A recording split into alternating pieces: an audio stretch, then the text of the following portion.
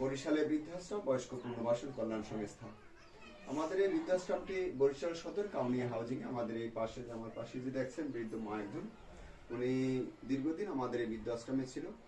বর্তমানে আমাদের এখানে 98 জন বৃদ্ধ মায়েরা বাবারা ফ্রি লালন পালন হচ্ছে।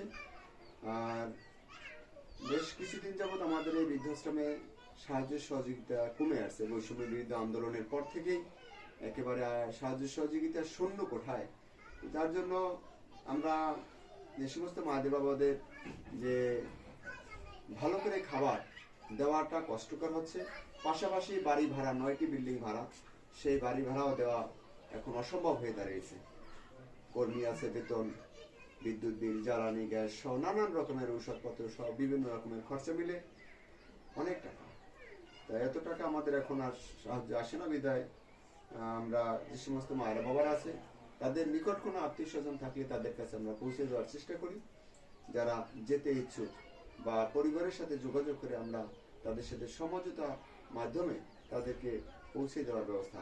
আজকে আমাদের এখানে দেখেন এই যে মাঠে উনি আজকে আমাদের এখান থেকে বিদায় নেবেন, স্বেচ্ছায় উনি চলে যাচ্ছে। আমরা তার পরিজনের কাছে পাঠিয়ে দেবো। মানে আজকে তুমি চলে যাবা? তাহলে আমাদের জন্য কি করবা তুমি? দোয়া করি, যদি একটু কাছে দোয়া করি আপনারা ভালো থাকেন, সবাই ভালো থাকেন, আমিও ভালো ছিলাম, ভালো থাকি। এই আশা করি যেন আমাদের বৃদ্ধাশ্রমটি ভালোভাবে চলতে পারে। আমাদের বৃদ্ধ মায়েরা বাবারা যেন দুটো ভাত পেয়ে বাঁচতে পারে। হ্যাঁ, আর এতদিন আমাদের এখানে ছিলেন, কেমন লাগলো? আমার খুব ভালো লাগছে। আমার কোনো অসুবিধা হয় না, খাওয়া দাওয়া, ওষুধপত্র সমস্ত কিছু তারা আমার কেয়ার করে আমাকে দেখছে। আমাকে কোনো দিন তারা অবহেলা করে নেই। আমি খুব ভালো ছিলাম। আমরা চেষ্টা করি এই সমস্ত মায়েদের বাবাদের অন্তত ভালো রাখার জন্য। শুভাকাঙ্ক্ষীদের কাছে আমরা দোয়া চাই। আপনাদের বলেন মা। এনার বাবা আমাদের জন্য যথেষ্ট করতে আছে, কিন্তু উনি এখন দুপায়, এখন উনি কিছুই করতে পারতে আছে না। আমাদের জন্য কোনো খাবার দিতে পারতে আছে না, ঠিক মতো ঔষধপত্র চালাতে পারতে আছে না, ঠিক মতো তো আমাদের যত্ন নিতে পারছে না, সাহায্য আছে না। এই জন্য আমাদের শাওকত মিয়াকে আপনারা সবাই মিলে তার দিকে একটু খেয়াল দেবেন, যেন সে আমাদের বৃদ্ধ মা বাবাদের দুটো ভাত খাওয়াইতে পারে, তারা যেন বেঁচে যায়।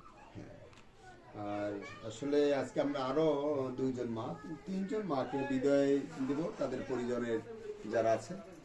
আর আরেকটি দুঃখজনক সংবাদ হলো আজকে সকালবেলা আমাদের আরো একজন বৃদ্ধ পুরুষ, উনি মহিলা না, উনি মহিলা কি নাম জানো ছিল না, ফাতেমা বেগম নামে। ওনাকে উনি মহান স্রষ্টার ডাকে পরকালের জন্য পরপারে চলে গেছে, অর্থাৎ মারা গেছেন। আমরা তার জন্য দোয়া করব। মহান স্রষ্টা অর্থাৎ আল্লাহ যেন তাকে ব্যস্ত নসিব করেন। তিনি মুসলিম ধর্মের ছিল। আমরা এবার একটু এইটা আমাদের মেন ভবন থেকে আর 2জন বিদায় হচ্ছে ইউনিট 6 থেকে। আমরা সেই 6-এ একটু যাবো এই 2জন মা বাবাদেরকে, মায়েদেরকে দেখাবার জন্য। আমাদের সাথে থাকার জন্য শুভাকাঙ্ক্ষীকে ধন্যবাদ জানাই। ভালোভাবে থাকতে পারে, বাঁচতে পারে, সবাই যেন শান্তি পায় এই কামনা করি আল্লাহর কাছে। আল্লাহর কাছে প্রার্থনা করি বাবা যেন শরীরটা যেন আরো ভালো রাখে। ধন্যবাদ মা, তোমাকেও। তোমার যেখানে থাকবা ভালো থাকো যেন আমরা এই প্রার্থনা করি। তো এখানে আর একজন যে মা দেখছেন, ওনাকে আমরা আজকে বিদায় দিচ্ছি। সহ আমাদের আরো সর্বমিক পুরুষ এবং নারী মিলে আজকে 4জন তাদের আপনজনের কাছে ফিরে যাবে। 4জন, আর একজন মারা গেল। আমরা দোয়া করি তারা যে যেখানেই থাকুক ভালো থাকুক। আজকে আপনি চলে যাচ্ছেন না গ্রামে, আর আপনিও চলে যাচ্ছেন না? সবাই কাছে আমরা দোয়া চাই, সবাই যে যেখানে থাকেন ভালো থাকেন।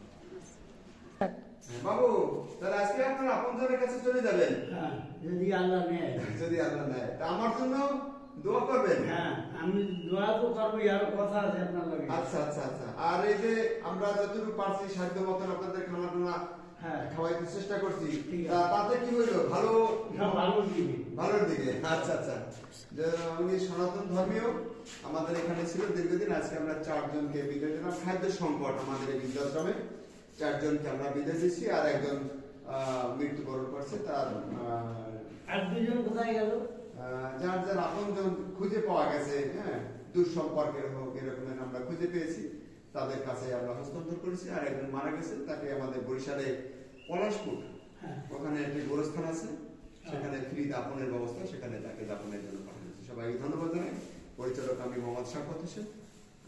আমার জন্য দোয়া করবেন। আসসালামু আলাইকুম।